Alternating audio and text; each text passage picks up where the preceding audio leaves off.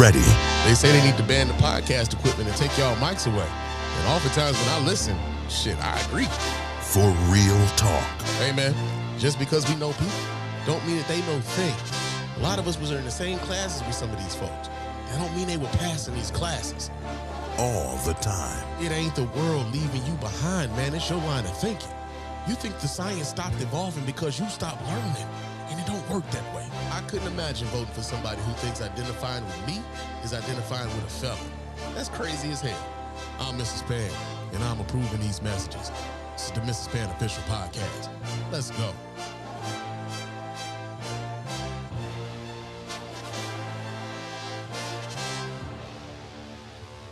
Yo, what's going on? Welcome to the Mrs. Spann Official Podcast. I am your host, Mrs. Spann. This is episode number 88 of this show.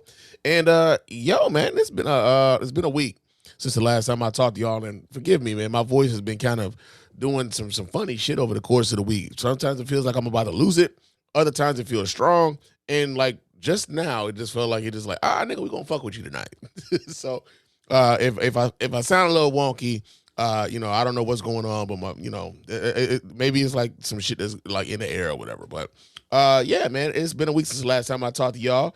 And since the last time I talked to y'all, guess what, man? We had an anniversary. Yesterday, January 9th, was the 15th anniversary of the very first podcast episode I published on Podomatic when I used to do the show, The Spann Report.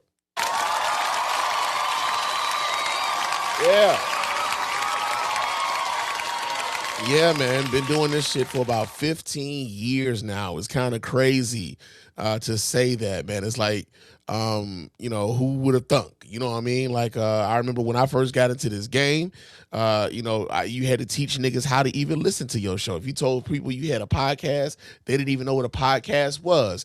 And now podcasts are all over the place, so much so that the women's is out here telling y'all need to get rid of these podcast mics and ban them for these niggas. Like, they tired of this shit.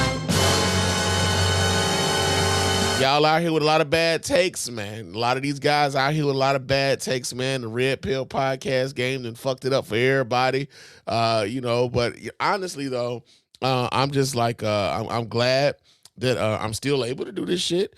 I'm still glad that I'm, like the way that I do the show, man, is I feel like it's pretty well done, man, considering I'm doing just about all of this shit myself. I mean, I'm live producing this shit and everything in real time, man. Like, I don't know. I mean, it's only a couple other people that I know that do this, if not as well as me, but better than me. I would say my man Rod over at the Black Guy Who Tips definitely, does it pretty damn good. But then the other people, man, I feel like everybody else got staffs and shit. You know what I mean? Like, I feel like they paying niggas to like do this shit in the background so they don't have to worry about doing that. Meanwhile, I'm doing everything live in the moment right now. Let me get this clip for you. Let me make sure I get this right. Let me make sure we get the right sourcing all in real time, man. So and the tripped out part about this is when I do the show, I never edit this motherfucker. Y'all get the show the same way the live people got it. So I don't feel like I'm leaving anybody out, man. I mean, it's rugged and raw that way, but I think in a real way, especially with everything being so polished and everything being so phony in a lot of ways, I feel like some folks appreciate that. And so for those of you who have been rocking with your boy for the past 15 years, man, I thank you. I thank you for giving me, an audience. I thank you for watching your man Spann grow over the time I've been on this microphone, man, because some of the things I used to talk about back in the day, if I was to talk about that type of shit now, the way that I was talking about, I would probably want to punch me in the face, right? So you got a chance to see me grow over some time, man, and I really do appreciate you guys who stuck with me through the time through these 15 years, man. It's been 15 years, man. Shout out to everybody I came up into this podcasting game with. Rod and Karen over at the Black Guy Who Tips. I think they celebrated 16 years in podcasting this week. Shout out to my man Brandon, Twan, Deidre, Mike over there at Where's My 40 Acres, man. Y'all came back briefly for that clips review, man. I need y'all back on a regular basis, man. Y'all can't be leaving people out here, wanting y'all out here, man. Y'all got to come back, man. Y'all got to do y'all thing.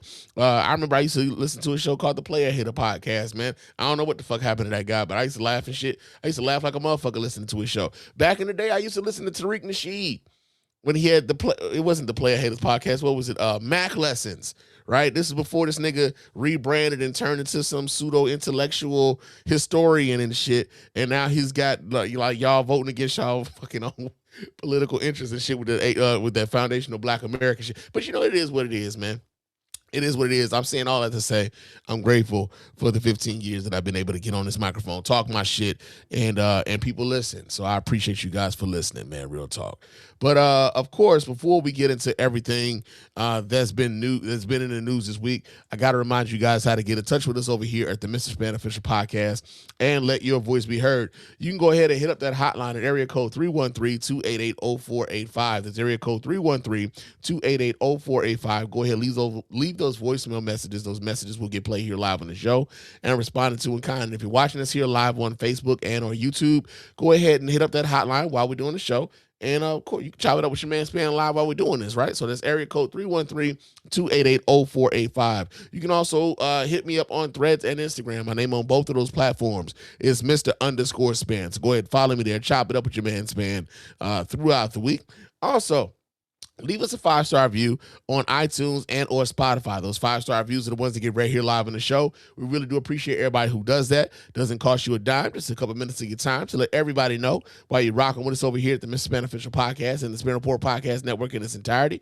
But also, there's another way for you to do that too. If you're watching us on if you're watching us on YouTube, you can go ahead and subscribe to the channel and like the videos when you watch the videos on YouTube, and also leave us a comment there, right? Let us know what you're thinking about what we're talking about here over at Mr. Spann Official. We really appreciate you guys for doing that, man. Your voice does matter here. We really would appreciate to hear from you guys, right?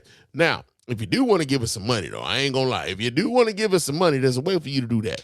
And we want you to get something back in return for when you do give us money. So we do have a store. You can go to our store. The store link is in the show notes. Cop yourself some merch, man. Cop yourself a t-shirt. Cop yourself a coffee mug or a hoodie or something like that. I mean, shit, we even got hats in the store now too, right? So for those of you who really want to, rock with us and want to support what we got going on financially, we appreciate you guys for doing that. But also, you get something back in the form of some paraphernalia, right? So we really thank you guys for doing that, man. Real talk. But yo, man, let's get into it, man. Let's get into it because, like I said, it's been a week since the last time I talked to y'all. I thought, with the way I've been working lately, I thought I might have been able to get it to the mic a little bit earlier, but that hasn't been the case. But that doesn't mean that there hasn't been shit happening over the course of the week. And of course, the thing that has everybody up in a tizzy right now is the fact that ICE agents killed a mother in Minneapolis, y'all.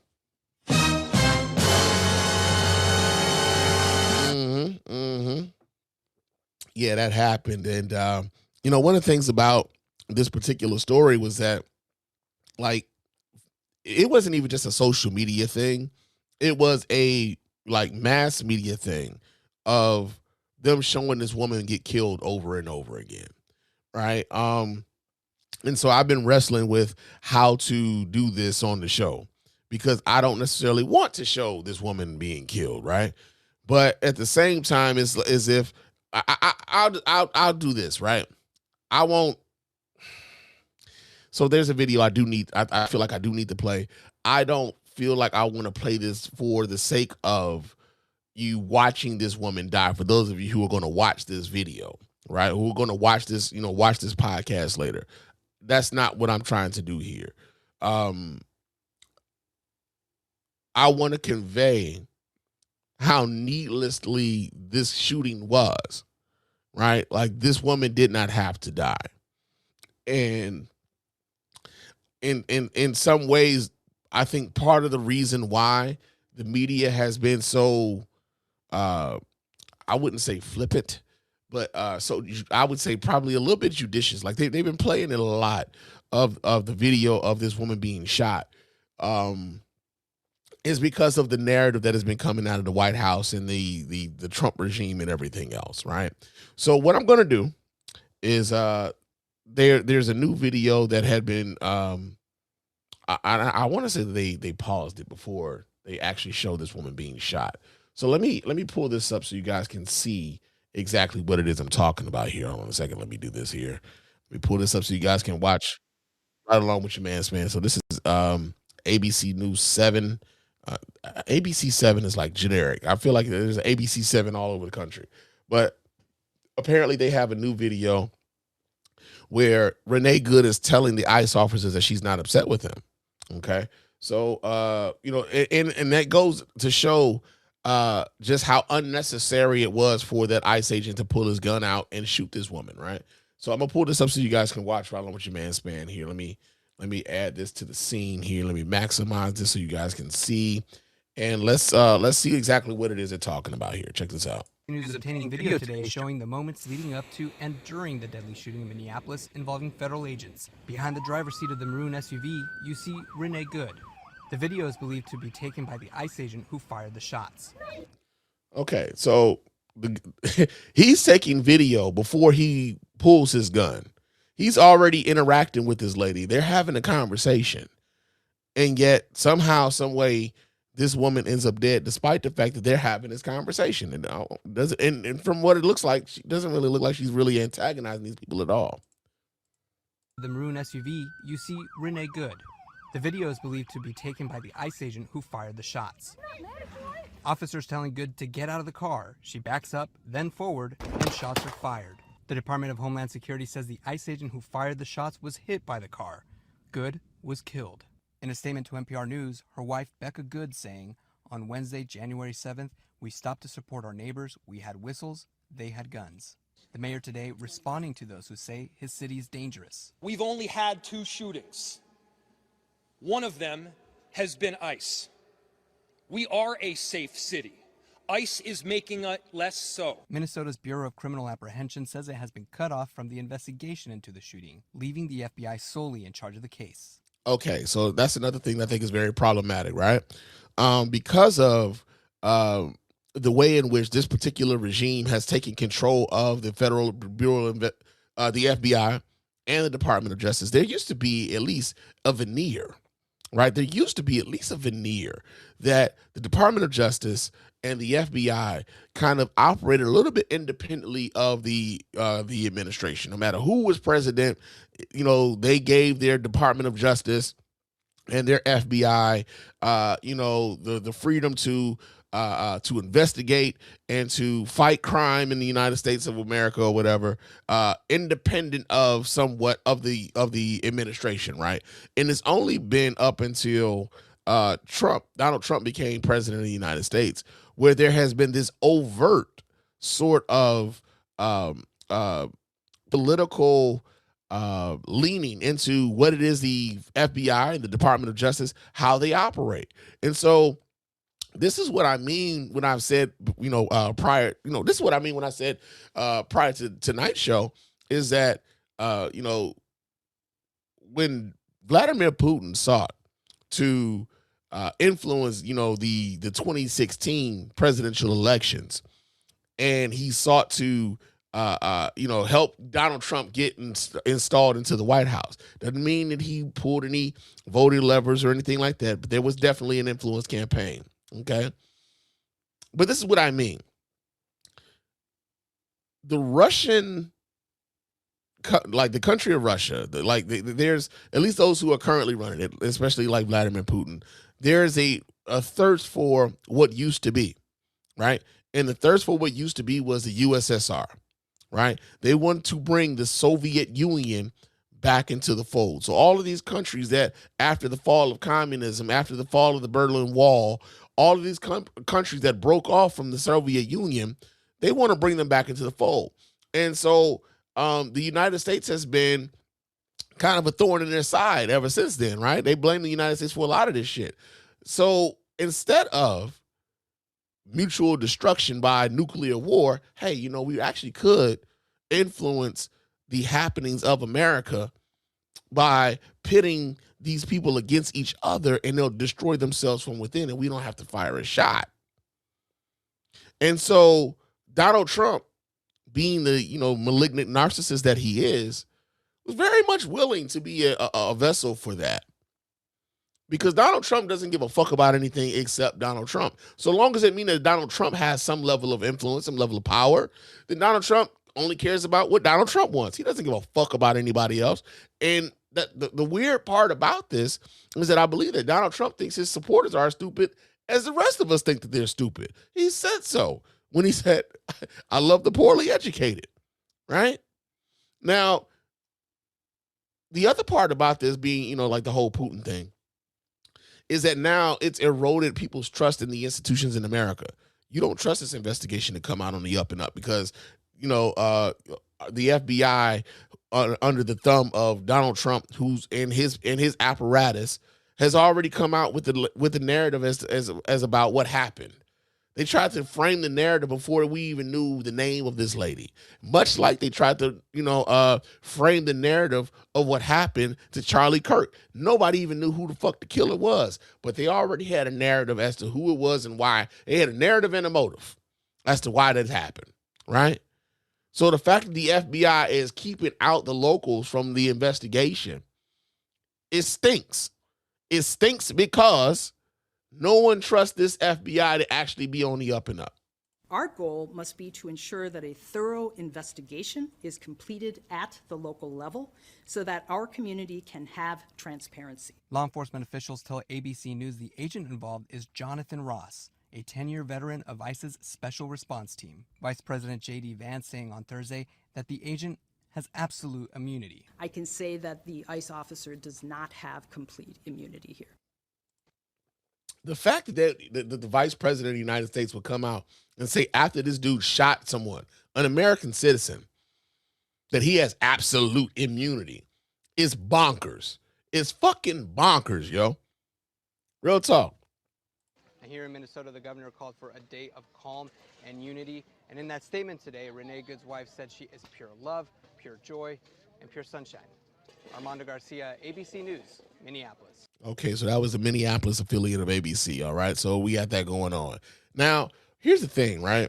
And I talked about this before I played the video. But, there's this thing, right? Well, I talked about this while we were playing the video. But there's this thing where what ends up happening is the administration, they try to rush out a narrative. They try to fill a void because there's so much information being thrown at people nowadays. They got to fill the void. They've got to feel like, hey, we've got to get our talking points out there. Otherwise, we're going to lose control of this story, right? And so what we ended up seeing was just hours after this happened, before they even had a name of the woman who was killed, you had the Secretary of Homeland Defense come out, and she had this type of shit to say. So let me go ahead and pull her up so you guys can see exactly what the what's her name? Kristi Noem. What Kristi Noem had to say about the fact that this woman was gunned down by an ICE agent. All right, let's see what she had to say to justify here in Minneapolis today. Any loss of life is a tragedy, and I think all of us can agree that in this situation it was preventable. I've spoken to the president today on the situation here on the ground. I also just got off the phone a little while ago with Governor Walz and spoke to him as well. I want to reiterate first with all of you the facts of what happened today. At 10:25 a.m. Central Time, Immigration and Customs Enforcement were carrying out lawful operations here in Minneapolis. Because of the adverse weather that Minneapolis has seen in recent snow, one of the vehicles became stuck and ensnared in the snow. Law enforcement were attempting to push out this vehicle, and when a mob of agitators that were harassing them all day began blocking them in, shouting at them, and impeding law enforcement operations. Okay. That's lie number one. That's complete and utter bullshit. That's bullshit. Come on now. Don't leave me hanging. Technology left me hanging there for a second. But that's complete and utter bullshit, right? And the reason why we know it's bullshit because we saw the video. We saw that these women, like, there was a car before the truck pulled up with the ICE agents that were trying to pull her out of the car. They waved that car around. They said, go around, right? So then we see the pickup truck pull up with the ICE agents. And, you had the one ICE agent. He makes a beeline to her door, and he's yanking on her door, trying to open the door, telling her to get the fuck out the vehicle. Now you've got these masked dudes that don't even identify themselves, don't even wear any type of they don't have no name tag or nothing. They're just ICE or Border Patrol or whatever. Now think about this for a second. I'm in Minneapolis, bro. Where the fuck is the border? It ain't in Minneapolis. So why the fuck are you here? You're not Border Patrol. Why you're not board? You're not fucking with the border right now, right? And you have no authority over me as a United States citizen, right? So now you've got this dude yanking on the door. She backs up. Hits that wheel, turns that bitch all the way to the right before she tries to pull off. Okay? And that's when she got shot. ICE officers and agents approached the vehicle of the individual in question, who was blocking the officers in with her vehicle, and she had been stalking and impeding their work all throughout the day. ICE agents repeatedly ordered her to get out of the car and to stop obstructing law enforcement, but she refused to obey their commands. She then proceeded to weaponize her vehicle. And this is where the bullshit begins. And she attempted to run a law enforcement officer over. She had tried to go around that motherfucker. And this is the thing. We all saw this. Some of us against our will. I know if you were on Twitter, or if you were on Threads, if you were on Facebook, somehow, some way, you ended up seeing this video, or on the news. It was on the news. Somehow you ended up seeing this video, even if you didn't necessarily want to see the gruesome shit that happened in that video. This appears as an attempt to kill or to cause bodily harm to agents, an act of domestic terrorism. Now, again, she doesn't know exactly what the fuck happened, but she's already calling it domestic terrorism. What does this remind you of? I'll tell you what it reminds me of. It reminds me of when Charlie Kirk was killed, right? And you had, that dingleberry from South Carolina, what's her name? Nancy Mace. You had Nancy Mace coming out, and before anybody had any fucking inkling as to what happened, Nancy Mace made sure. Hold on a second. Nancy Mace made sure to lay the blame at the left and Democrats, right? So this here comes from Instagram. This is like hours after it happened. Matter of fact, maybe not even hours after everyone heard what happened to Charlie Kirk. She already had a narrative like that she wanted to push forward, right? Same thing happening here with the Department of Homeland Security. Let me go ahead and maximize this so you guys can see what I'm looking at. And all right, well, maybe it's not going to maximize for me on Instagram, but let's see what the hell she's talking about. Devastated. By that logic, do Republicans own the shooting of the two Democratic lawmakers in Minnesota? Political. Isn't this on both sides? Are you kidding me? I'm going to say this. Democrats own what happened today. I am devastated. By that logic, do Republicans own the shooting of the... And this, like I said, she said Democrats own what happened today. This is before they even knew who the fuck the guy was who shot him, right? This is also indicative of even when Charlie Kirk got shot. Charlie Kirk was trying to make gun violence about black on black crime. Meanwhile, it was another white guy who shot him. So then, like, that's not politically convenient. So now we got to make sure that we paint this guy as some sort of liberal. We got to paint this guy as some sort of weirdo. So they start talking about him being in a relationship with a transsexual, with a transgender person, right? They start talking about him being involved with a person who's a furry. Like, to make him so far gone, they're like, no, he couldn't have been of the right? So they go out of their way, like, before they know anything, we got to make sure we frame this in a way that makes it look as though our political enemies are involved in this. We've got to make sure that our political enemies are implicated in this. This is the playbook. Now, the other thing, because she wasn't the only one. The vice president of the United States took his ass up into the press briefing room at the White House. And he had this to say to justify why ICE was killing this white woman in Minneapolis. I'm going to go ahead and pull this up so you guys can watch this along with your boy, Spann. Let me do this here. Boom, boom. All right, let's see what JD Vance has to say about this shit. Here that there's a left-wing network to attack, to dox, to assault, and make it impossible for ICE officers to do their job. You told my colleague just now that there's an investigation going on into that network. Yep. So if everything that you say is true, how does being part of that network justify being shot? Well, being part of the network doesn't justify being shot, but ramming an ICE officer with your car, that's what justifies being shot. For those of you who saw the video, y'all know that didn't happen. It's not a good thing, by the way, but when you force somebody to engage in self-defense, it's almost a preposterous question. It's not, but that's the gaslighting. I'm not saying that funding some of this stuff justifies capital punishment. Nobody would suggest that. But you're about to. The reason this woman is dead is because she tried to ram somebody with her car. She was trying to get away from somebody trying to yank her out of her fucking car. And that guy acted in self-defense. That guy acted in recklessness.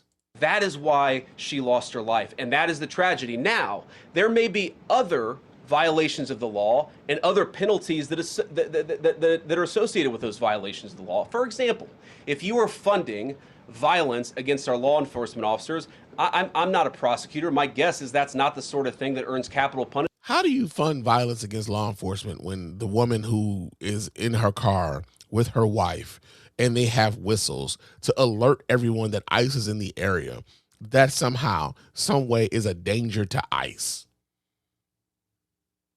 Not arming up the neighborhood, not making sure that the neighborhood is filled with artillery and ammunition. No, just alerting. Hey, y'all, these motherfuckers is roaming around in our neighborhoods. Be careful. We seen them. There they go over there. But it should sure as hell earn you a few years in prison if you're funding the effort to try to assault our law enforcement officers. What is, I'm sorry, guys, what's going on here? You guys are meant to report the truth. And they are. And this is the problem this regime has with, like, the fact that they can't just say whatever the fuck it is. They're frustrated with the fact that they can say whatever it is they want, right? But we all have eyes and ears. We can see shit, and we can watch shit, and we can deduce for ourselves whether or not we believe a certain thing. Now, I know it can get funky, and it can be a bit distracting, and it can be a bit difficult in the age of AI. Sometimes, you know, like when it comes to AI, like I question whether or not are we all prepared for the onslaught that AI is about to put upon us, because you can't tell if that video is fake. You can't tell if that picture is phony. You can't tell if the music that you're listening to is an AI artist or not, right? But when people are out here with their phones all day long and they got their phones out video recording shit, or they don't even have to have their phones. They got cameras all around their house. So they recording shit all around their house. You can't do shit. We are Big Brother. You can't do shit without something you've done being video recorded. If you're out in public, trust and believe you better understand that you're being recorded by someone somewhere. Trust and believe that. Don't ever believe that when you're out in public that you are out and enjoying your privacy in public. You're not. You are not. But what frustrates them is that, hey, they got a narrative they want to push forth. And they want the media to be complicit in pushing forth the narrative. Now, they do have some folks. They got some mouthpieces that will help them push the narrative forward. They got those. But everybody ain't on board. And that's the wrinkle in the motherfucking sheet for them. That's the wrinkle in the sheet for them. How have you let yourself become agents of propaganda of a radical fringe that's making it harder for us to enforce our laws? You see how he tried to flip that? You are becoming agents of people who are pushing for propaganda. As he propagandizes this woman being shot by government officials on her street while trying to get away from them. Come on, man. The Trump administration thinks that their people are fucking stupid, the same way that we think that they stupid. Because some of those Trump folks really do think, like, I mean, she had it coming, right? They think that. You just asked me a question that presumed that the reason why this woman died is because she was engaged in legitimate protest. She tried to run somebody over with her car, and the guy defended himself when that happened. Next question. Look, if people want to say that we should have a legitimate debate about, what was she really doing, right? Was she panicking when she drove into this officer, or was she actually trying to ram him? That's a reasonable conversation. What's not reasonable is for so many of you to plaster all over the media that this was an innocent woman and that the ICE agent committed murder. That's exactly what happened. That's exactly what happened. That's exactly what the world saw. And, like, you got to be a soulless motherfucking individual. You really do. You got to be a soulless individual to see that shit and then, like, try to frame it. You got to figure out a way to frame this as if the person who killed this woman is a victim, not the person that's dead with kids who will not have their mom coming home ever. Somehow, some way, this mass dude harassing two women in a Honda Pilot is the victim, fearing for his life. And he's got the vice president of the United States talking about how he's the one we should be worried about. Man, fuck you, bro. Fuck you, man. Which is what many of you have said explicitly and some of you have said implicitly. That's what I have an objection to. The idea that this was not justified is absurd, and I think everybody knows it in their heart. Yeah. What's absurd is the fact that the vice president of the United States stood in front of that podium and said that shit about a United States citizen being gunned down by someone whose only authority is to police immigrants, right? But again, they have to try to frame the narrative. Now, again, we talked about how they have, they're like, you got, their political allies and what have you. But that's not the only, those aren't the only ones. Like Nancy Mason, what's the other lady's name? The one that got caught like fucking around in the movie theater. I'm forgetting, doing a Beetlejuice show. Lauren Boebert. Like, I ain't talking about them type of crazy motherfuckers. Even Stephen A. Smith's punk ass, man. Yeah, man. So Stephen A. Smith decided that he was gonna go on his show. Now, I don't know. I told y'all, man, I'm only gonna talk about this bitch made motherfucker on my show anymore. But shit, man. Like, come on, man. Like, again, they need the mouthpieces. And so this is just another example of Stephen A. being a mouthpiece for the bullshit that this current regime is putting forth on the American people. So I'm gonna pull this video up so you guys can watch right along with your man Spann on a second while I do this here. But we get this here. This is from Mediaite. And it said that Stephen A. Smith insisted ICE agent was completely justified in fatal shooting in Minneapolis, but thinks he could have avoided it.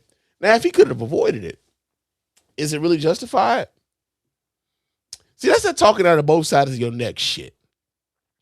We don't like that type of shit over here, especially over here at the Miss Spann Official Podcast. We try not to. If I'm talking out the side of my, trust me, if anybody listening to the sound of my voice feels as though I'm talking out of both sides of my neck, pull my fucking coat, nigga. Pull my coat to it. Don't ever have me out here looking as stupid as Stephen A. Smith, man. Please don't. Please don't.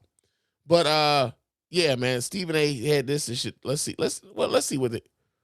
Yeah, see, I saw the video. No. Oh, okay. So they go right to it. Okay. I was going to say, I'm not about to watch a whole hour and 34 minutes of this bullshit. But let's see what the fuck Stephen is talking about. On numerous occasions. And seeing what transpired from a lawful perspective, as it pertains to a law enforcement official, don't expect him to be prosecuted. He was completely justified. Yeah, that's bullshit. He was not completely justified. Now, the only thing that Stephen A. Smith is partly right about is that I don't know if I expect this motherfucker to be prosecuted because he already has a Department of Justice.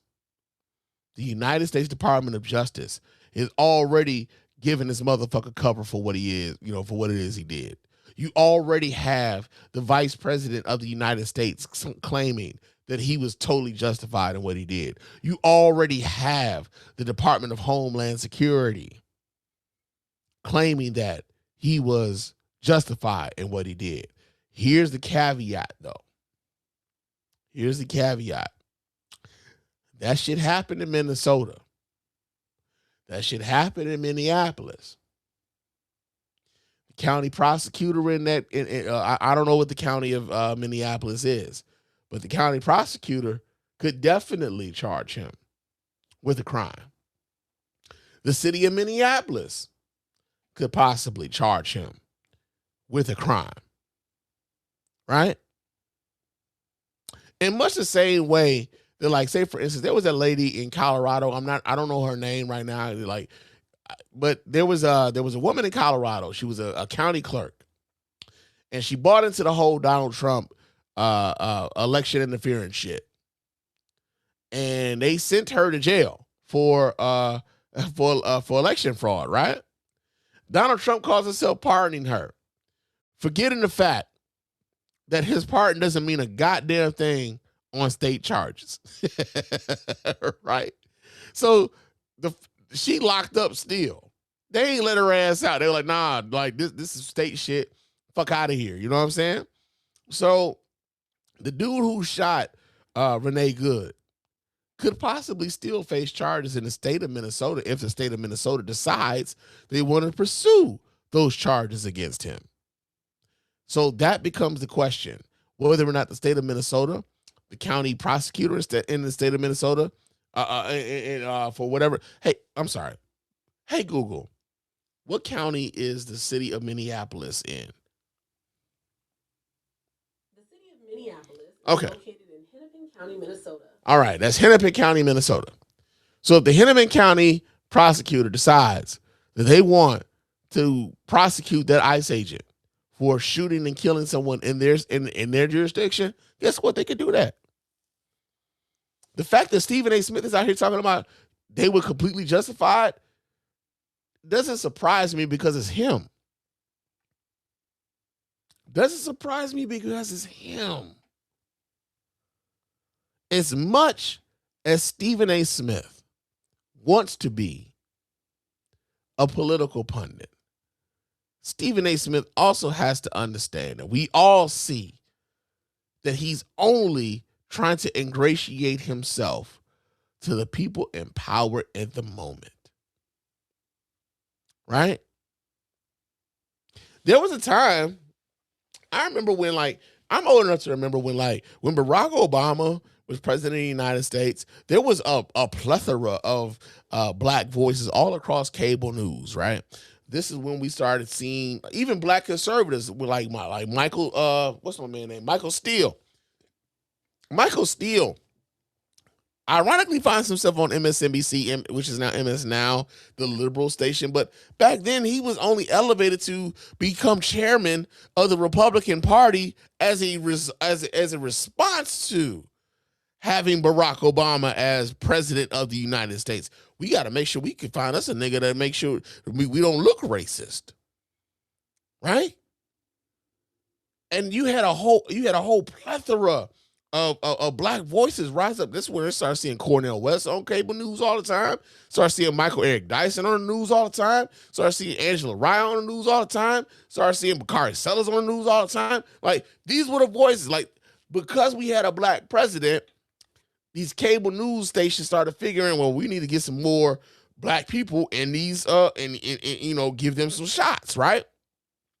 This is how we ended up. Like, I looked up, and what's that sister's name? Joy Ann Reid. Joy Ann Reid comes up. This is how you see Tiffany Cross come up. This is how we see Soledad O'Brien and Melissa Harris Perry.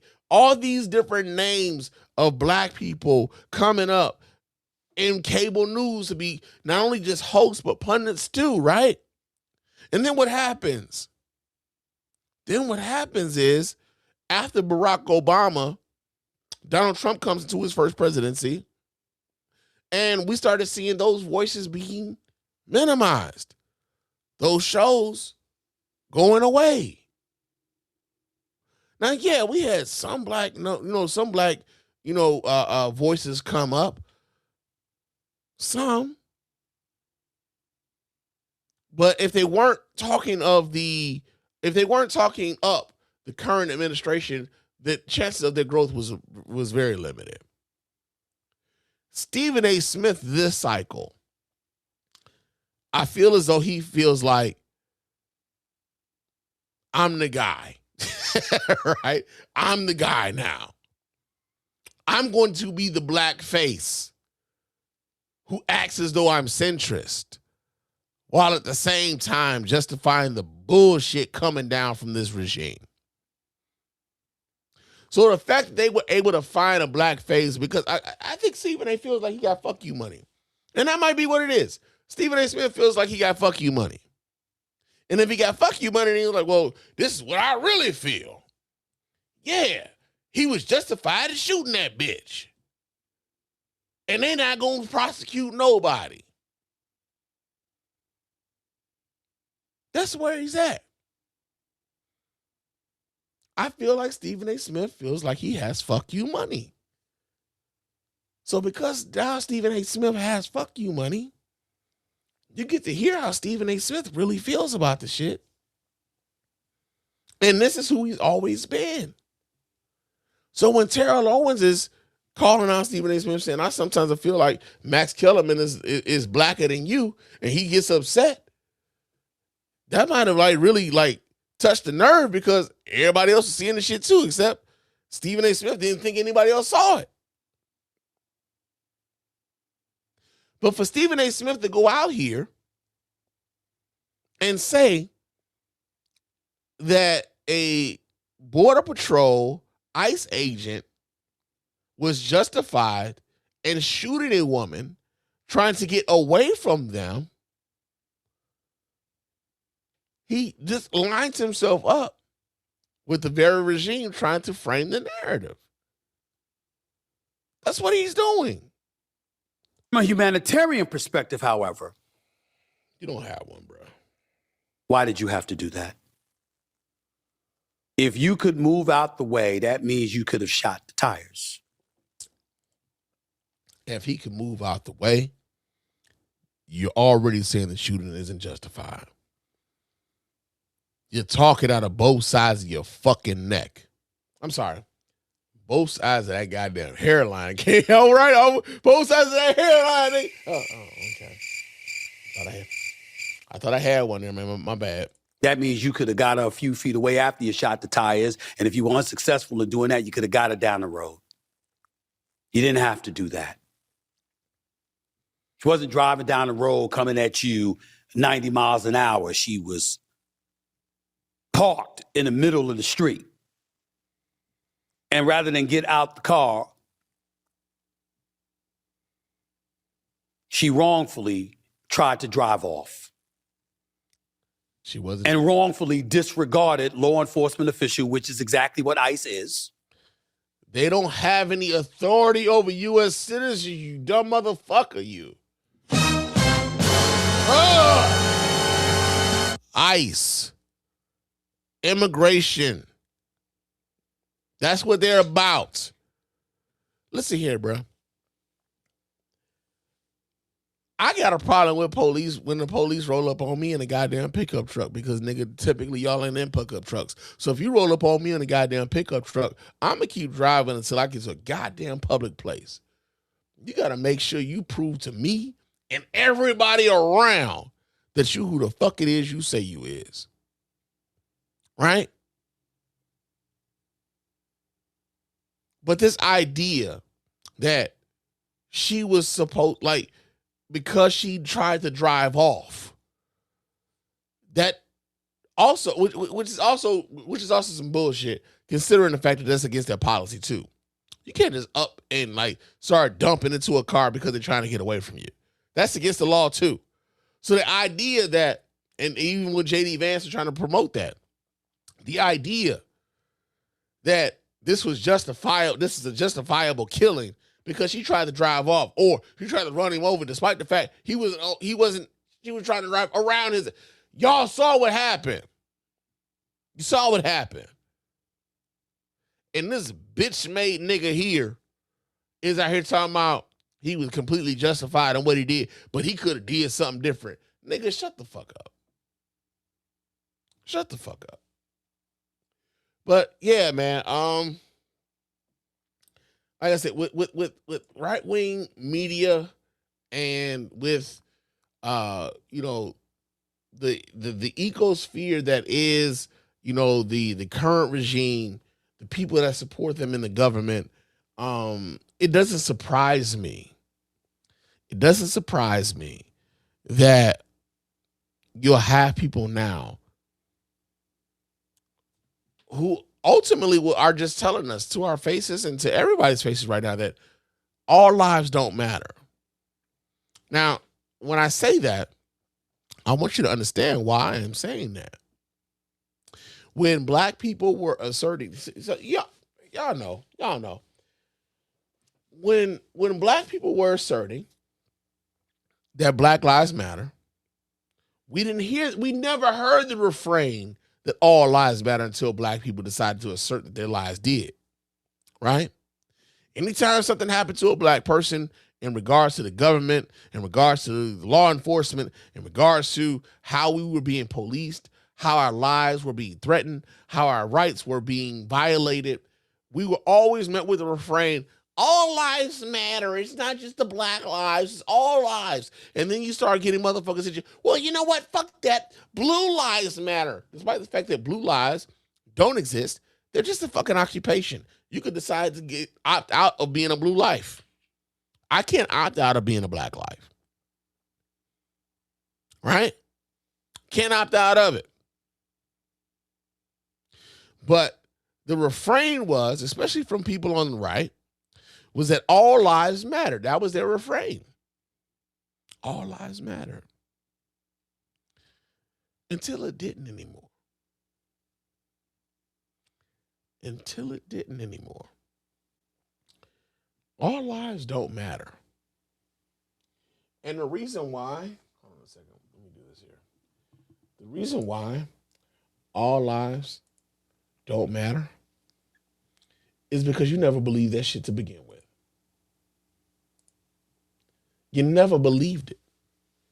It was only your refrain against the Black Lives Matter movement. A white woman, a white mother, was gunned down by government officials.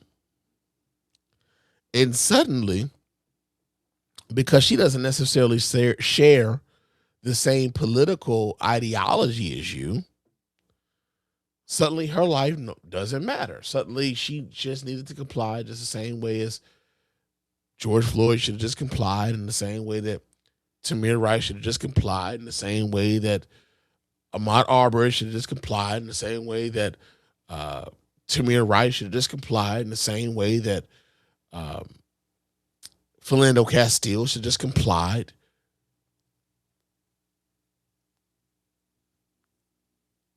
It never meant that all lives matter. Y'all didn't care about all lives.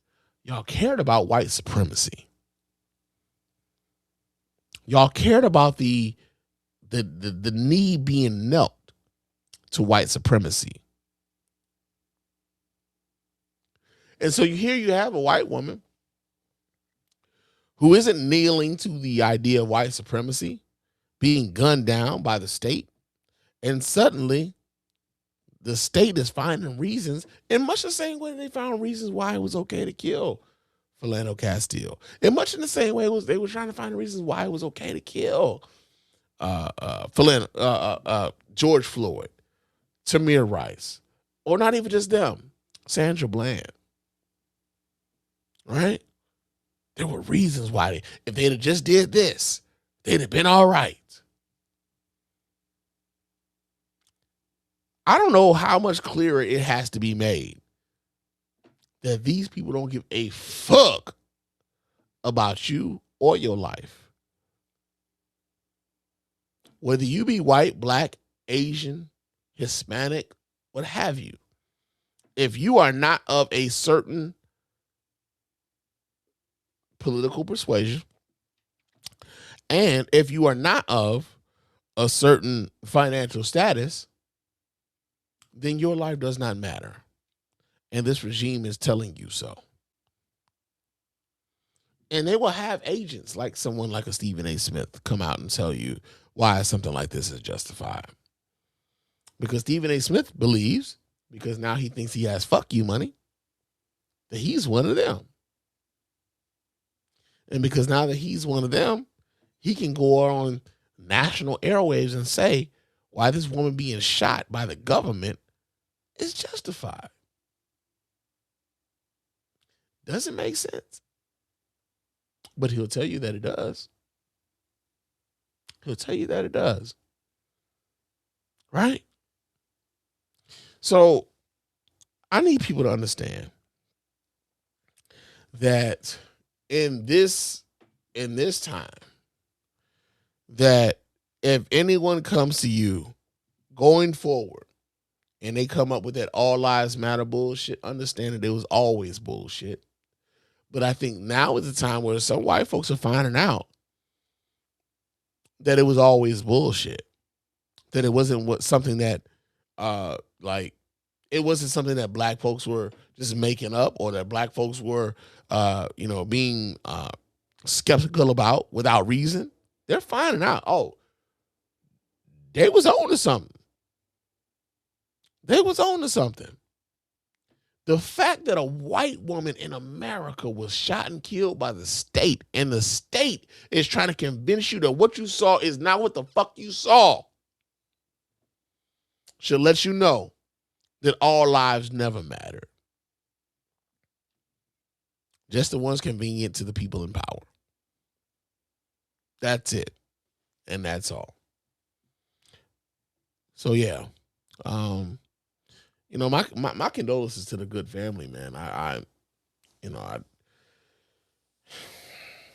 watching people contort themselves to talk about, what about Ashley Babbitt? Like, we didn't watch Ashley Babbitt try to break and enter into a restricted area in the United States Capitol and overthrow the fucking government.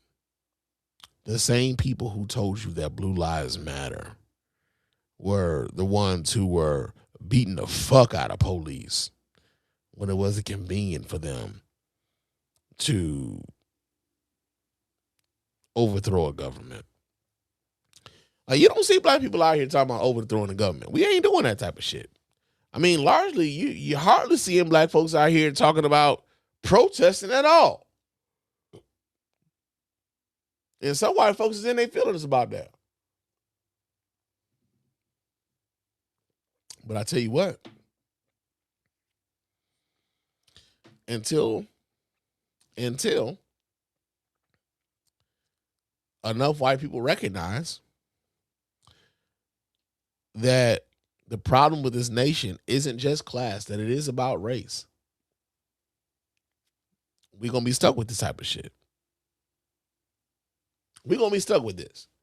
I wish I had an answer for it. I do not. I am just a pipe fiddle and a dude on the internet with an opinion. I wish I had the answer to this shit. For if I did have the answer to this shit, we wouldn't be going through this shit. But I don't have the answer for it. I wish I did. I swear to God. I swear I wish I did. I don't. The only thing that I try to do, especially when I'm here on this mic, is to try to inform folks as to what's really happening. I want you to be informed, man. I want you to know why it is this shit is happening, how it is that this shit is happening. I was having a conversation with a couple guys I work with. One of the guys is, I feel like he's kind of right wing, but he doesn't want to really come out and say it. But he talks about him being apolitical. And he said, well, both sides of the same coin, that type of bullshit. There's both sides of the same coin. And, I try not to pay that much attention to the politics, man, because it just makes me mad. And okay, I hear that. That could be legitimate in some cases. But in certain aspects, you'd be like, okay, you don't pay attention and you don't vote, but somehow you feel like you got to figure it out. And you're not doing anything to stop anything. I feel as though like we have way too many motherfuckers like that walking around America who want to absolve themselves of any motherfucking responsibility for how we got where we are. And yeah, I feel like there's a thing where I feel like, yo, man, people by and large probably do agree on more things than they disagree about. Unfortunately, some of the things that people want me to feel want me to like kind of give a pass to are things that affect my community in a very disproportionate and negative way.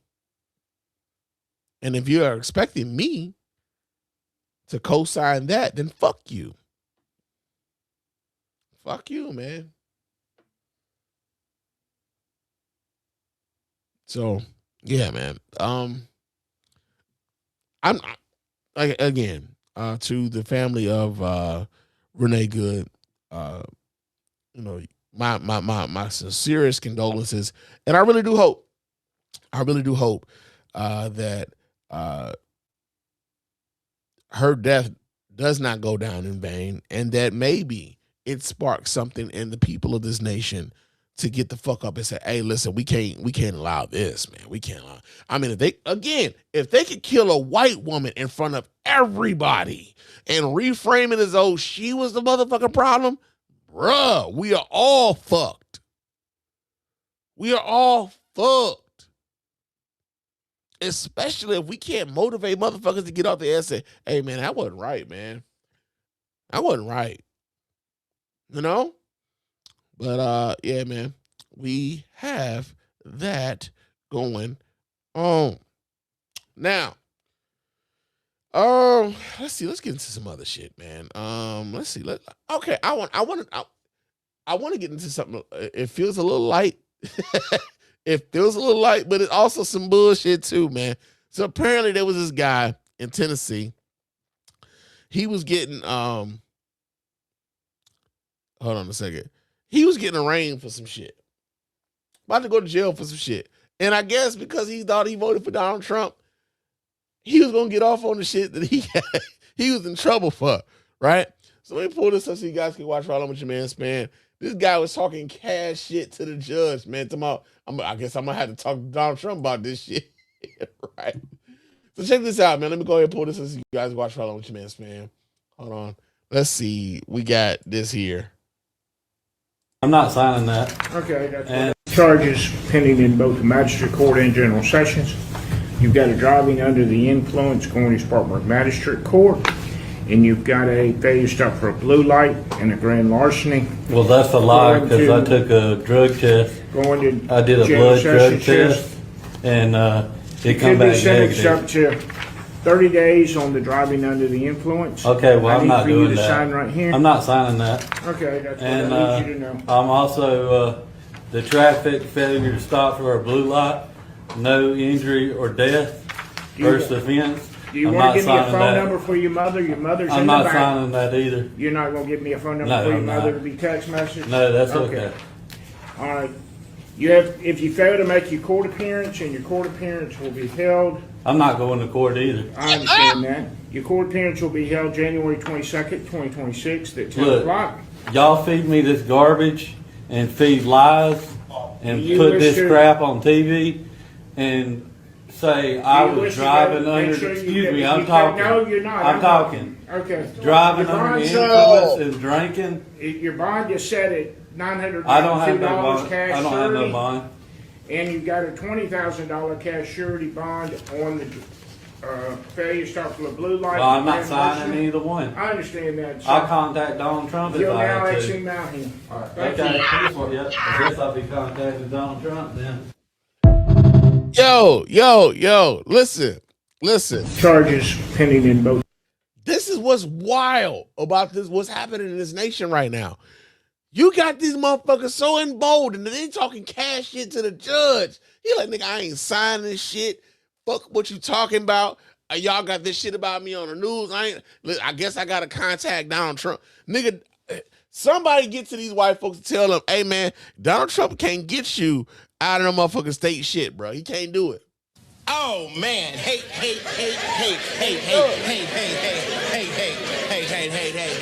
He can't fucking do it, man.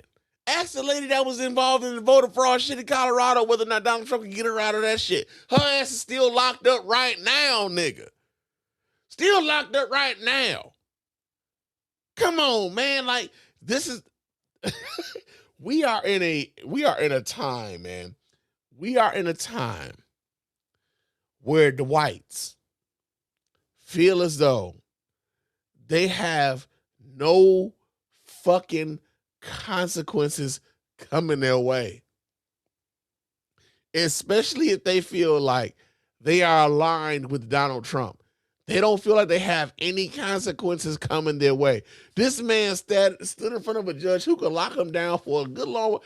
I'm surprised that there was the one bond that was so low. It was like $900 and some odd dollars. Like, but then he had another one for like $20,000, right? I wonder if Buddy is still locked up, and maybe he's starting to rethink his shit. Maybe he was like, hold on, man. Donald Trump didn't see the shit. Well, like, what the fuck? Nigga! What the fuck, man? Like, what? How did Donald Trump not see it? I'm not. That'll be a monkey's bare-assed uncle. I need to get this in front of Donald Trump so Donald Trump can get me out of this shit. Right? They really think Donald Trump is their daddy. It ain't just the coon niggas. Like, it ain't just them. They really think Donald Trump is their daddy. It's wild. It is fucking wild, man. Now,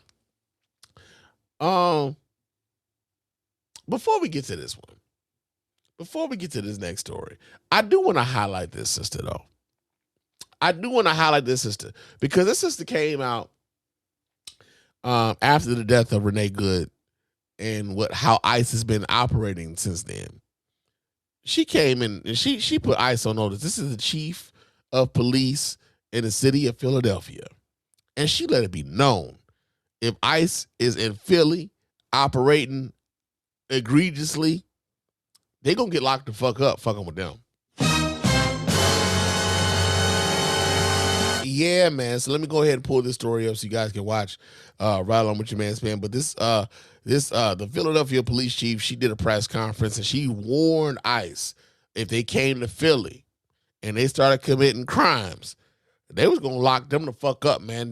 And she also said, nigga, y'all don't want this motherfucking smoke, man. You need to shut the fuck up when grown folks is talking. All right, so let me go ahead and pull this up so you guys can watch right along with your man Spann. Hold on a second while I go ahead and share my screen.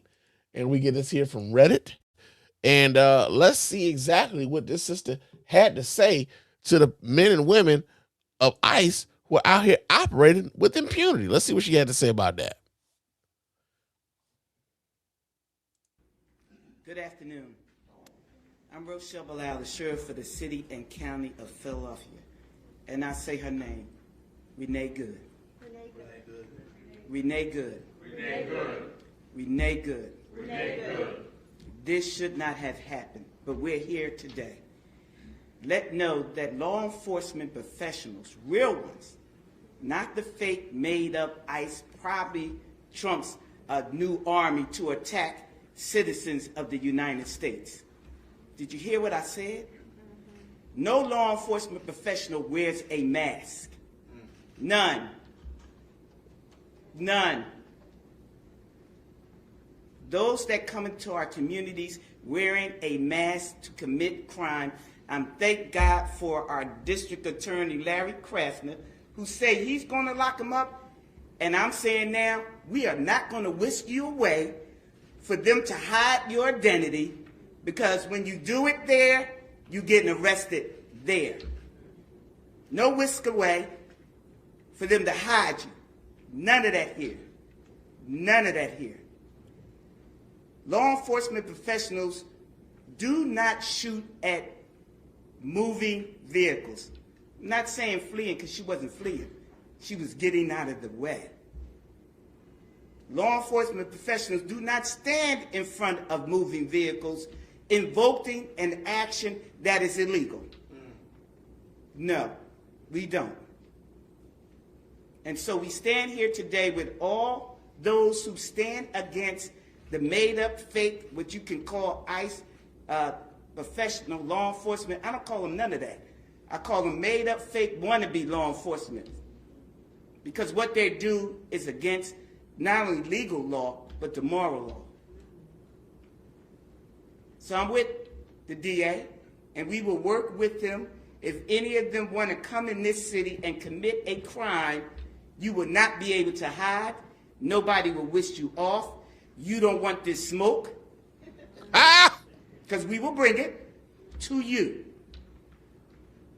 And the fake, whatever they call them, because I can't say the name, but the criminal in the White House would not be able to keep you from going to jail. Renee Good should be here today. And to her family, we are saying law enforcement professionals are not the ones here in this city that would do that. But here's the last thing that I will say. Law enforcement professionals around the country do their job, and we have been fighting for years to build that bridge between us and our communities. You have one negative nutcase that causes this problem, and now we all have to fight again to let people know law enforcement works with communities. These crimes would not be down if we didn't have communities work with us. Thank you. Yo, man, shit. I really just want to motherfucking applaud this system, man. I just want to applaud it.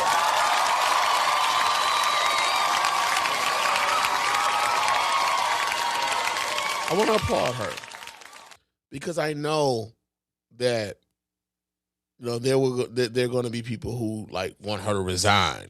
They want to get her or put some political pressure on the city officials to get her out of her position. Who will put some pressure on her as part of the county, because I believe she said she was the sheriff of Philadelphia County. So I know that there are going to be some folk who want to try to push her out, but ultimately, she's basically saying the thing that everyone else is saying. Like, listen, ICE is operating in our American cities in ways they've never operated before. So for any of you people, for those of you folk who would, ask, well, Barack Obama, right? Because I've been seeing this a lot lately. Barack Obama deported X amount of people and nobody protested. Nobody was in the streets. Nobody was upset about what Barack Obama was doing. You know what else wasn't happening? ICE wasn't just rounding up random motherfuckers. ICE wasn't having a bunch of people in your neighborhood with their face covered up, just grabbing folks out of the street, going to schools and grabbing folks out of their schools, going to their workplaces and grabbing them out of their workplaces. They're going to their immigration court dates and snatching them while they're trying to do the right fucking thing. That's what wasn't happening then. But somehow, some way, y'all think that there's an equivalence there, and there isn't. There isn't, right? So we got that going on. Now, another thing we have going on, let me go ahead and pull this down here. So we were talking about earlier, Charlie, well, we weren't really talking about it, but Charlie Kirk got capped a few months ago. And at the time, the right-wing media ecosphere was trying to make it out as though Charlie Kirk was a political martyr, that Charlie Kirk was the second coming of Martin Luther King Jr., that Charlie Kirk was, someone whom we should deify. And in the midst of Charlie Kirk being capped, there were some people who ended up losing their jobs for simply reposting the things that Charlie Kirk said, right? Now here's the tripped out part, right? They wanted us to act as though Charlie Kirk never said anything hateful. But if you repost the shit that Charlie Kirk said after he got killed, suddenly like, oh, no, you can't say that now because issues. And people were losing their jobs behind that, right? There was one professor from from Austin Peay State University in Tennessee, who ended up getting his job back. And not only did he get his job back, but he also got over $500,000 from the university, Nigga! Yeah, man. They had to get this man his job back, and they gave him $500,000. So we get this story here. Let me stop this here. Let me go back, let me close that, and let's go to the story here. We get this from WKRN.com. Is there a video attached to this? There is. So I'm going to go ahead and pull up the video so you guys can watch. Right along with your man Spann. Hold on a second while I do this here. And pull this up so you guys can see. All right, let's do this here. Boom, boom, boom. Let's see what they're talking about over there in Austin Peay State University. Massive settlement for an APSU professor suspended after sharing an article quoting Charlie Kirk. We just learned the university paid $500,000 to Darren Van Michael. Van Michael was suspended from Austin Peay State University back in September after he shared an article quoting Kirk's own thoughts about gun violence. APSU eventually decided to bring Van Michael back after an apparent threat of a lawsuit. The university is now paying him $500,000 to prevent any potential lawsuit, including First Amendment claims. The university also agreed to apologize for not following the tenure termination process. So they tried to get rid of this motherfucker for basically, again, saying the shit that Charlie Kirk was saying. Now, here's what's stripped out. The proponents of Charlie Kirk thought that Charlie Kirk was what Charlie Kirk was saying was righteous. Charlie Kirk gets clapped. People start posting Charlie Kirk quotes on social media, and those who would claim that they were allies and fans of Charlie Kirk took offense to those who were not fans and allies of Charlie Kirk, reminding them of the hateful shit that Charlie Kirk was saying. And the hateful shit that Charlie Kirk was saying, y'all thought was worthy of someone losing their fucking job. This is how much in the upside down we are. Charlie Kirk says some hateful shit. Someone kills Charlie Kirk. Someone who isn't a fan of Charlie Kirk reposts some of the hateful shit that Charlie Kirk says. The fans of Charlie Kirk, knowing that you aren't a fan of Charlie Kirk, seek to get you fired for posting the words of Charlie Kirk. Make that shit make sense. We are in the upside down here in America, man. I swear. We are in the upside down. We're posting the words of the person that you idolize can get me fired because you know I am not a fan of the person that you idolize, which means that you know that the words of the person that you idolize was some hateful shit. It doesn't compute. It doesn't make sense. It is not congruent to anybody with a fucking brain. But I'm glad that person got their job back. Real talk. I'm just glad they got their job back, man, because fuck these people. Fuck them. Real talk, man. Another fuck them goes out to the woman who from Venezuela who won the Nobel Peace Prize. She won the Nobel Peace Prize. I'm sure the Nobel Institute is wondering, like, man, what the fuck did we do when we gave this motherfucker the award? So y'all know that Donald Trump has been trying to get the Nobel Peace Prize through hook or by crook. He's trying any way he can to get his hands on the Nobel Peace Prize. And you know why he's trying to get his hands on the Nobel Peace Prize? Is because Barack Obama has one. Nigga! That's the only the fact that Barack Obama has one and he doesn't grinds his motherfucking gears, y'all. Does. Grinds his gears, right? But he thought he found out a way to get himself one of those Nobel Peace Prizes.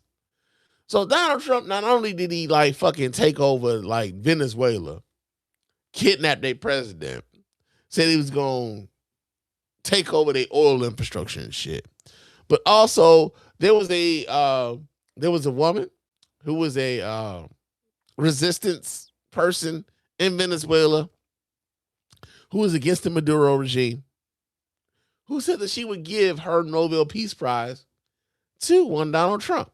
I bet y'all didn't know that. We're breaking news right now.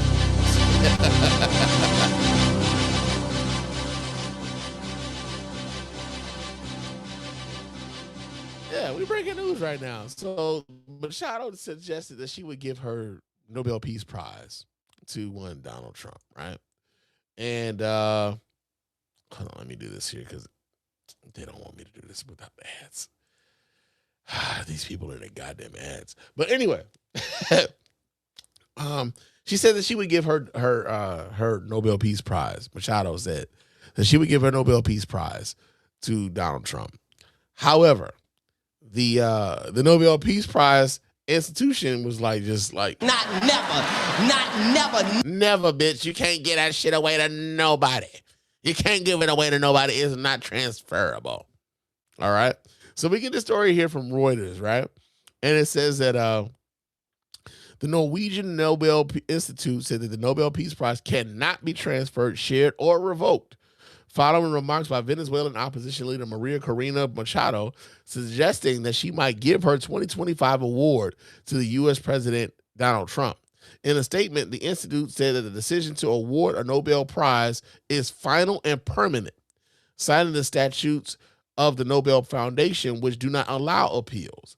The organization also noted that committees awarded the prize do not comment on the actions or statements of laureates or laureates after receiving the awards. This is once a Nobel Prize is announced, it cannot be revoked, shared, or transferred to others, the Norwegian Nobel Committee and the Norwegian Nobel Institute said on Friday. The decision is final and stands for all time. On Monday, Machado, speaking to Sean Hannity on Fox News, said that presenting the prize to Trump would be an act of gratitude from the Venezuelan people from the removal of Nicolas Maduro, the country's president, who was captured last week by the United States. Did you at any point offer to give the Nobel Peace Prize? Hannity asked. Did that actually happen? She responded, well, it hasn't happened yet. Trump, who has long expressed interest in winning the prize and has at times linked it to diplomatic achievements, said that he would be honored to accept the prize if offered by Machado during a planned meeting in Washington next week. Machado, a former National Assembly member, was barred from running in Venezuela's 2024 general election by authorities aligned with Maduro. She backed a standing candidate who was widely considered to have won the vote, although Maduro claimed victory. Ballot audits by independent observers showed irregularities in the official results. Okay, so she tried to give the latest winner of the Peace Prize. She tried to give her Peace Prize to Donald Trump, and the Peace Prize, he was like, yeah. Not never. Yeah. You don't get to do that. you don't get to do that, and we not really trying to have that type of shit going on, and what we got going on. But yeah, man, Donald Trump thought he had it. He thought he had. You got to be quicker than that, man. You got to be quicker than that, right? So we got that going on. As we're talking about Venezuela, though, Donald Trump, of course, invaded Venezuela, kidnapped their president. Talks about, excuse me for a second. Talks about taking over their oil infrastructure, and that all these U.S. companies, all these U.S. giants are going to have carte blanche when it comes to taking over the gas the gas and the oil business in Venezuela. The problem is those companies are like looking at this shit like, makes me sick, motherfucker, how far we done fell. because they saying, nah, they don't want no parts of this shit, man. They looking at this nigga like, you sure, bro? All right, so we get the story here. This comes out of Axios. It says that U.S. oil giants tell Trump that they're non-committal on Venezuela. What is this? I got a lot of things going on today. So they want me to. I'm not subscribing, bro. I just want to read the story. I had the article already. All right. Okay. So this article suddenly wants me to subscribe to them. I had it saved. I'm not subscribing, and I don't want you to. Apparently, a lot of these gas companies, these gas and oil companies in the United States of America are like, yeah, you went there and you call yourself like, putting us up on game that you was going to go there, but we didn't ask you to do that, and we don't want to invest in that. And so you really just did that shit because that's something you wanted to do. That's what the oil and gas companies are telling Donald Trump when in regards to his invasion and decapitation of the Venezuelan government, right? So we got that going on. I mean, I wanted to read the story from Axios, but like, nah, man, they want me to do some other shit, and like, nah, I'm not doing that, man. I'm not doing that. So we got that going on. But let's see. Before we get on about it, we got one more story left, man, and this has to do with the GLP-1 drugs. And for those of you who are familiar with what the GLP-1 drugs are, the GLP-1 drugs. Wait. I'm sorry. This isn't it. I'm sorry. This isn't the one. That's not the one I wanted to go to. The story that I wanted to go to. We're talking about Trump again.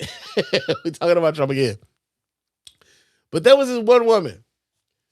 In a week where we saw a white woman being gunned down by the government, being shot by government officials, there was one woman who decided in a week where we saw a woman being gunned down for being against the Trump regime. One woman decided, hey, my license plate is why I got shot at. That's what she said. So we get the story here. This comes from KWTX. And I want to say this is like an NBC. No, I'm sorry. This is a Fox affiliate. And a woman says in Cincinnati that she believes that she was targeted and shot at on a freeway because of her Trump-inspired license plate, man. This is really what she really said this. Nigga! All right, so we got the story here. Let me go ahead and pull this story so you guys can watch Right On with your man Spann. Let me add this here. And let's see exactly what she got going on. Local news now for you, and the story is new at 10. Police are investigating after a woman's car was shot at while driving home on Ronald Reagan Highway. Ronald Reagan Highway? Joins us with what we are learning about the story now. Tricia, so Jody tells me she was driving home Monday evening just like normal when all of a sudden she heard something hit the back end of her car. When she got home, she discovered a few dents in her car from some sort of small caliber weapon. She now thinks she was targeted. A few dents. Newsflash, people. If someone is shooting at you, they don't just leave dents. They leave holes in your car. Even a 22. A 22 long rifle will leave a small hole in your car. Not just a dent. Maybe there was some BBs. Or maybe it was some BBs. It couldn't have been a real firearm. It couldn't have been if it only left dents in your car. Because her license plate. It's just not right to, as a human, to want to hurt someone else just because they disagree with you. Jody recalls her drive home Monday night as emotional and scary after an encounter with a vehicle she believes had been tailing her for quite some time. I looked over and it was a black car, looked like it had tinted windows. But I was like, I'm gonna gun it a little bit. So I shot up, and as soon as I pressed the gas to go faster, I heard a pop, pop, and I knew something had hit my car.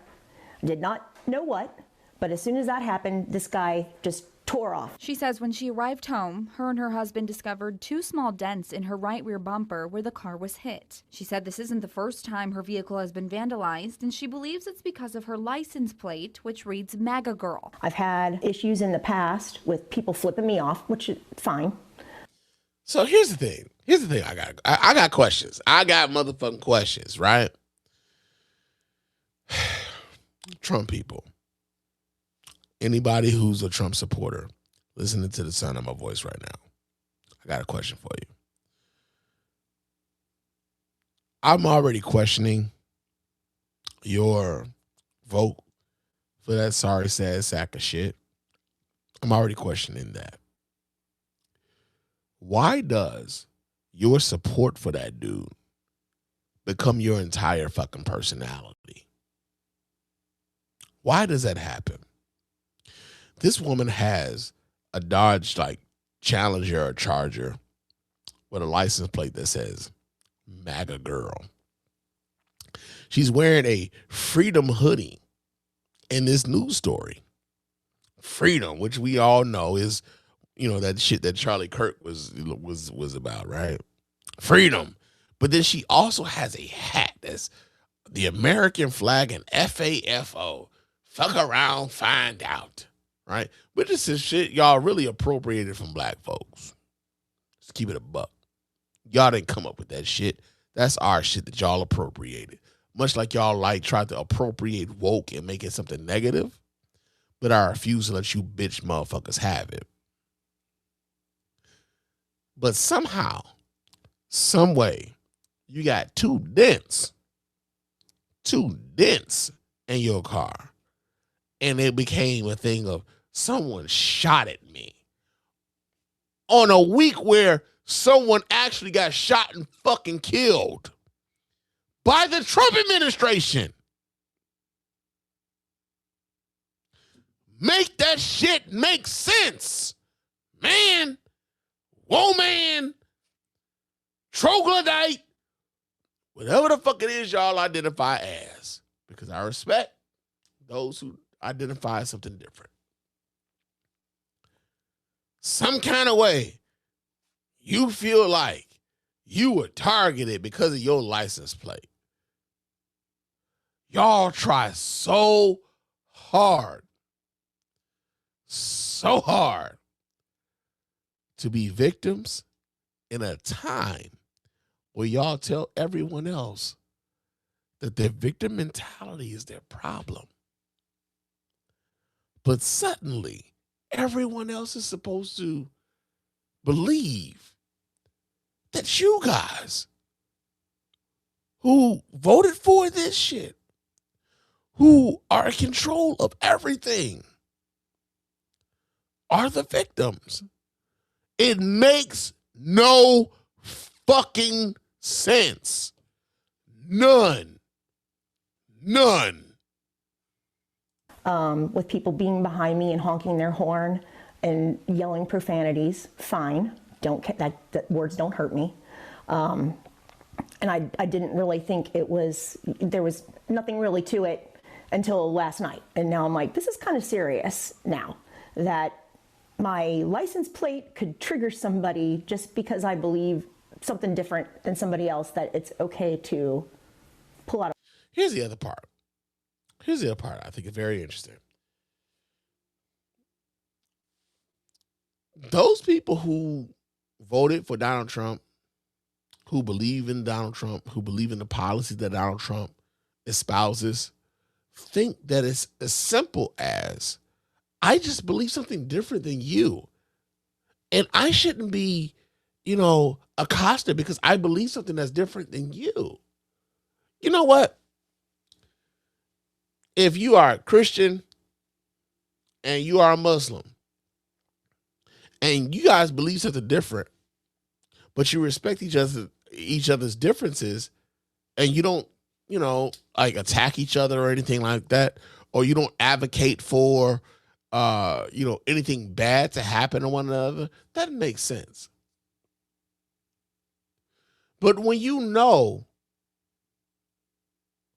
that the policies that you are advocating for, the people that you are advocating for, who enact policies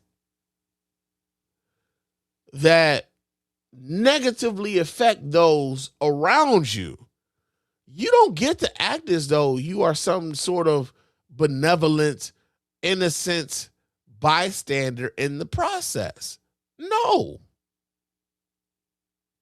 It's not as though we are disagreeing on something as innocuous as pizza toppings. Hey, you know what? I like pickles on my burger, you don't. Oh, shit, that's it. Oh, we can kick it, nigga. I mean, you just don't put no pickles on my burger. But when you're telling somebody that because they are black, they are predisposed to violence, when you're telling someone that they are from the African continent, they're Somalian, and that they are predisposed to fraud, when you're saying that they're from the Haitian island and that they're eating the cats and the dogs, you don't get to act like you don't get to act as though you're innocent in that. Because your advocacy for the people who would promote that sort of bullshit denigrates everyone else. And also, these are the same people that when you tell them about the systemic racism that has happened in this nation, will tell you, "Oh, you're just being a victim. Stop being a fucking victim." Okay. You got a fucking Donald Trump license plate, ma'am. Sounds like a victim mentality to me. Maybe it was just a couple rocks that hit your car. Nobody was shooting at you.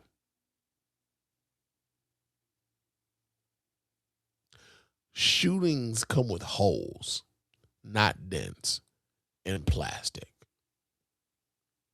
There's another white woman just this week who was shot at by the very regime that you support. And she's not going home to her children tonight. Meanwhile, you're on the news telling everybody, I'm a victim because of my license plate. Bitch, fuck you. With the sickest of all the dicks. Fuck you. A weapon of some kind and start shooting at random people that you don't know. Jody says she filed the police report on Tuesday and is hoping to hear from police on potential suspects. But she mainly wants to warn others to be aware of their surroundings always. Anything could have happened last night. That's what kind of hits me the most, is that I could have crashed. I could have been hit if they would have hit my window. And it's emotional. It gets you angry. But mostly I just want to fix it. So police did confirm with me today that they are investigating, but they had no additional details to share at this time. Reporting live in Springfield Township with photojournalist Chris Waldman, Brooklyn Andrews, Fox 19. Yeah, that sounds like a bunch of bullshit to me. You know what? I'm going to talk about the GOP's GOP1 drug thing tomorrow. I'm going to be back on the mic real soon. Trust me. Scott Sonner. I'll be back on the mic. I'm tired though, man. I've been talking a long time. But of course, it's time for me to get on about it here. But of course, before we do that, I got to remind you guys how to get in touch with us over here at the Mr. Spann Official Podcast and let your voice be heard. You can go ahead and hit me up at our hotline in area code 313-288-0485. Is area code 313-288-0485. Leave us those voicemail messages. Of course, those messages will get played here live on the show, responded to in kind. You can also you can also hit me up on Threads and Instagram. My name on both of those platforms is Mr. _Spann. So go ahead, follow me there, chop it up with your man Spann throughout the week. Also, leave us a 5-star review on iTunes and or Spotify. Those 5-star reviews are the ones that get right here live on the show. We really do appreciate everybody who does that. It doesn't cost you a dime. Just a couple minutes of your time to let everybody know why you're rocking with us over here to the Mr. Beneficial Podcast and the Spann Report Podcast Network in its entirety. But also, hit us up at our store. You can go to our store and watch. You can go to our store and buy yourself some merch. And it also helps us continue to do what we do over here at the Mr. Beneficial Podcast and the Spann Report Podcast Network in its entirety. But you get something back for it, man. So you can get yourself a hat. You can get yourself a t-shirt. You can get yourself a hoodie. And we also have hats up in this motherfucker. And I was just looking at my thing. And now I can't find it. Yo, I'll say this. If you can't hear it, your man Spann is buzzing right now. So there's that. But yeah, it's about time for me to get on about it here. I appreciate you guys for for rocking with your boy Spann tonight. And I will talk to you guys again soon. But until the next time, fam. All right? Until next time, y'all. I said until next time, y'all. Peace.